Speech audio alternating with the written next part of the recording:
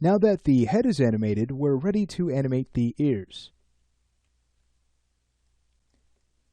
I like to animate both ears simultaneously, and then once we're satisfied with the timing and rhythm, we can then offset one side from the other.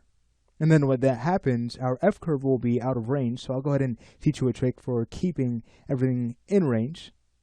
We'll also learn a simple expression we can use to quickly offset our entire F-curve. So let's go ahead and get started. If we were to grab our head control and head over to our modify panel, we'll find our ear parameters. The only parameters we need to be concerned with are the Z parameters for A and B. So there's A, the base, and B is right there at the tip of the ear. So use that to add more follow through. So let's say we go ahead and get started. We know that the horse is galloping forward, so our first frame needs to be one where the ears are rotated back. So I'll go to parameter A on the left side. Start to bring that back, let's say to about a value of -45, just to round this out. And since we use that on the left side, we can use that on the right side. So we'll find the AZ parameter and put in a value of +45, simply because the right ear bone has been mirrored and flipped. We'll need to also do that on our last frame, 16. So going to the left ear, that's the AZ parameter again. That's going to be -45 and +45 for the right side. All right, beautiful. So now we can go ahead and start to add some overlapping action. So as the head starts to push forward and come down on about frame 5, we can have the ears move back some more. Okay, great. So we can use about a value of, let's say, -67 and +67. And then what I'd like to do is add a slight flap. One reason being that there would be a flap during this gallop, and that will help to break up any linearity we'd see in the ears. If we just had them translate back the entire time, it would look very off, very awkward. So we want a sense of wind pushing through the ears. It's the head thrust forward. So what we can do is add that flap on about frame 8. Let's go ahead and bring the ears up to about a value of -44 on the left and +44 on the right. And then just a few frames after, we'll want the ears to push back. So on frame 10, let's go ahead and translate the ears back even further, let's say to about -68 and +68. Beautiful. All right, so we're left with a really nice flapping action. And to help this stand out, we can add more rotation using our B parameters. So let's go ahead and add a little bit of follow through. And we'll start by moving over to frame 2 and having the tip of the ears actually push forward a bit more. Just taking a look at the overall movement here. You can see as the horse starts to swing his head back, naturally for follow through, we'll want the tip of the ears to push forward slightly. So we can have that happen again on frame 2. Just go there, go to the BZ parameter, bring that up. And here I'm using about a value of 34. So for the right ear, we can put in -34. Let's take a look. Okay, great. And the rest of these will follow through with what we've already animated here. What we can do, just so that the ear doesn't look too fluid, when we add follow through as they drag back on about frame 7, what I'll do is on frame 5, I'll just go ahead and bring the ears down just slightly using the BZ channels. So we're just bringing them back just a little bit here. So on frame 5, with the left ear, we could use a value of 22, and on the right side, -22. Okay, great. And now as we add follow through on about frame 7, where they should be pushed back, let's go ahead and really push them back here. So we can use about a value here of -45 and +45. Okay, great. Just about finished. So now they need to swing forward for that flapping action, but not much at all.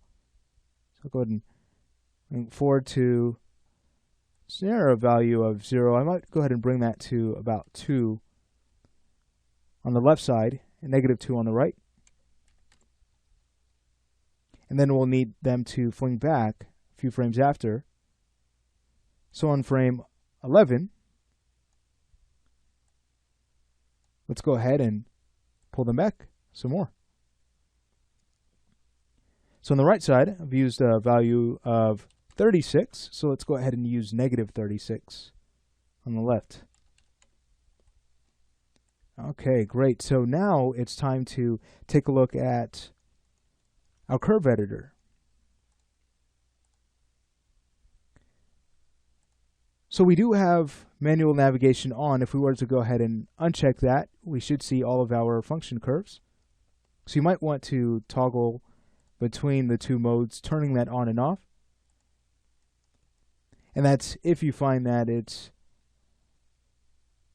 not working the best way as you load in your F-curves when opening up the curve editor and modifying each key. If you find that each F-curve still loads up, even though you're just tweaking one, well, again, you can go to options and toggle manual navigation. All right, but just taking a look at the flow of things, I'd say the AZ parameter looks good. Let's go ahead and take a look at BZ. And this could use a bit of work. We can go ahead and grab our start and end keys. So let's go ahead and bring them up a little bit more to fix the flow. And now we can start to adjust our tangents. Okay, great. So now we need to work on the right ear. And I'd say the AZ channel looks good. How about the BZ channel? And again, here we can go ahead and make a tweak where we just bring our start and end keys down and smooth our F curves out using the tangents. All right, so at this point, before we go in and offset our F curves, let's go ahead and take a look at the animation overall. Make sure we're satisfied before we start to clean this up. Here it is. Awesome. So as you can see, we're getting some very nice flapping action. All right, so let's say we go in and finish this by offsetting the right side from the left, and then I'll teach you how to keep all of the F-curves in range after that offset has been made. Moving back to our curve editor, let's go ahead and grab the keyframes on the right ear, so that's channel A, Z, and BZ. And with these keys selected, to offset them just one frame, it's just a matter of using a simple expression. Let's go to our time field, and we'll type in as follows, n plus 1.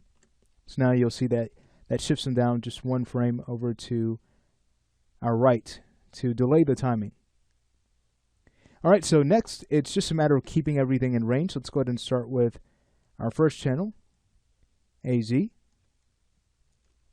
In order to do this, we need to go to our very last frame on 16, and we'll need to create a keyframe here. So let's go ahead and right-click and choose Insert Key. And once that's been done, we'll go back to our Move Keys tool, and we'll just need to clone this key over to frame 1. So with that selected, we'll hold down Control and Shift, and we'll start to drag all the way over to frame 1. I use Control to make sure the key's value doesn't change, so we can go ahead and lock it to just shift it over in time. All right, so at this point, we no longer need this key on 17. Let's go ahead and delete that. Notice the F-curve is almost there. We just need to now tweak our tangents, and we are good to go. So let's do this one more time for channel BZ. So again, we go to frame 16. Let's go ahead and right click and insert a key. And now it's just a matter of transferring this over to frame 1. So we'll go ahead and drag over. And now we can go ahead and delete the extra key on 17 and clean up our tangents. Okay, beautiful. And then at this point, if you'd like, if there are any keys that you might be able to remove, let's say this key on frame 2, may not need it, so I'll go ahead and remove it. And that has done no harm, so we're good to go here. All right, great. So at this point, this would be a good time to create another preview. Here it is. So as you can see, by breaking up our rhythm just slightly, just by one frame, that makes the overall ear follow through seem more lifelike. Beautiful. All right, well, guess what? We just have the tail to take care of, and then afterwards we'll go ahead and double check our animation, and then we'll learn how to translate the cycle forward. So just a few more tasks.